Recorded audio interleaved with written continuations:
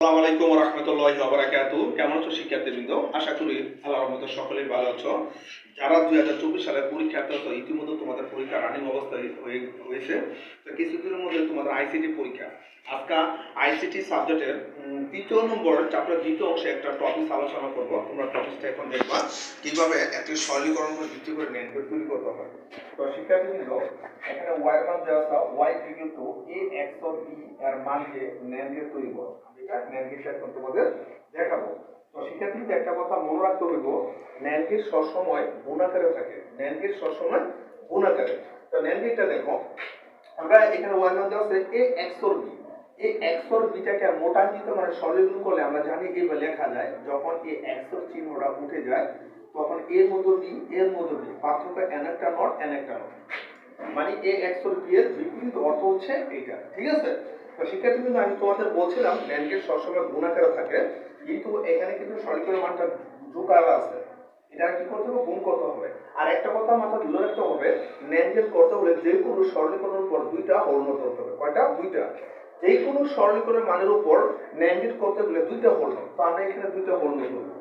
এখানে দুইটা whole note দিলাম ab প্লাস ab। ঠিক আছে? দুইটা হোল নোট দিলাম। এখন আমরা এটাকে মোটাঙ্কিত করব, সরলীকরণ করব। উপরে হোল নোটটা ঠিক আছে, দ্বিতীয়টা আমরা ভাঙিয়ে দেব। দ্বিতীয়টা ভাঙার কারণে খেয়াল করো, দ্বিতীয়টা ভাঙিয়ে দিছি, মানে এই যে এই নটটা ভাঙার কারণে প্লাসটা কি গেছে? ইনটু হয়ে গেছে, মানে প্লাসটা উঠে গুণ হয়ে গেছে। এটা তো শিক্ষার্থী কিন্তু আমাদের কোনো সরলীকরণ মানটা হয়ে গিয়েছে। কারণ আমাদের কারণ হচ্ছে নেটকে সবসময় গুণাকারে থাকে, এই কারণে আমরা এটা গুণাকারে বানালাম। এবার শিক্ষার্থীবৃন্দ আমরা এখন ন্যান্ড গেট তৈরি করব। তো ন্যান্ড গেটটা হচ্ছে, একটু খেয়াল করো, একটা ইনপুট আছে এ বি। তো এর জন্য একটা কি দিলাম? ইনপুট আঁকলাম। বি এর জন্য একটা ইনপুট আঁকলাম। ঠিক আছে?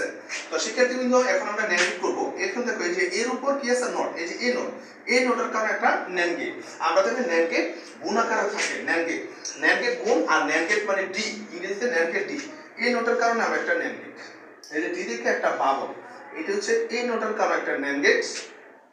আবার বি এর উপর নট আছে, বি এর উপর কারণে একটা কি? NAND gate. ঠিক আছে শিক্ষার্থীবৃন্দ? এবার দেখো আরেকটা হোল নোট আছে, এই হোল নোটের কারণে আরেকটা ন্যান্ড গেট। তো আমরা সামনে আরেকটা ন্যান্ড গেট আঁকলাম। প্রথমত ডি, তারপর কি? ভাবল, এটারও হয়ে যায় ন্যান্ড গেট।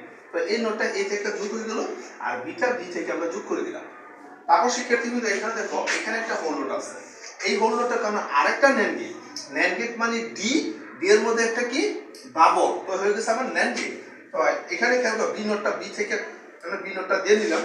তো বি নোটটা বি থেকে ক্লোজ হয়ে গেছে, আর এটা এই থেকে। ঠিক আছে শিক্ষার্থীবৃন্দ?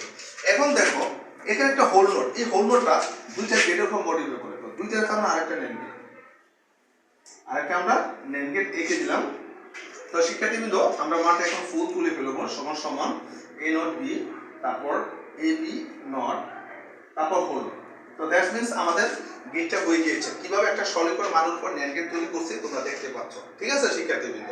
তো তোমরা যারা এসএসসি পরীক্ষা আছো 2024 সালে, তোমরা এই টপিকটা তোমরা দেখতে পারো, আসলে তোমাদের একটা উপকারে আসবে। ঠিক আছে শিক্ষার্থীবৃন্দ? তো শিক্ষার্থীবৃন্দ আজকের মতো মোহাম্মদ স্যার আগের ক্লাসে আইসিটি টপিকসে আরো হাজির হবো। আজকে পর্যন্ত আল্লাহ হাফেজ।